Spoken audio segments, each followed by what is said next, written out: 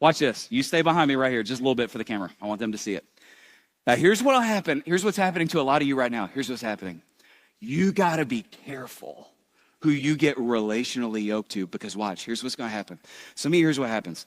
You've got somebody in your life who, when you started the relationship, they were like moving towards Jesus, team Jesus disciples. But watch, as long as you were moving, you're good. As long as you were moving at the same time in the same direction, it was good. But then what happened to you is somewhere along the way, they stopped pursuing Christ, and you kept trying to pursue Christ. And now, here's what happens. They stopped, but you kept trying to pursue him. And now, here's what's going on in your life. This is like a visual representation of what's happening to you right now. Now what's happening is, watch, you're praying, you're attending church, you're reading your Bible, you're studying 2 Timothy, you're doing all the things, and there's this weird thing happening where you're noticing, man, I'm moving around a lot, but I'm not moving forward.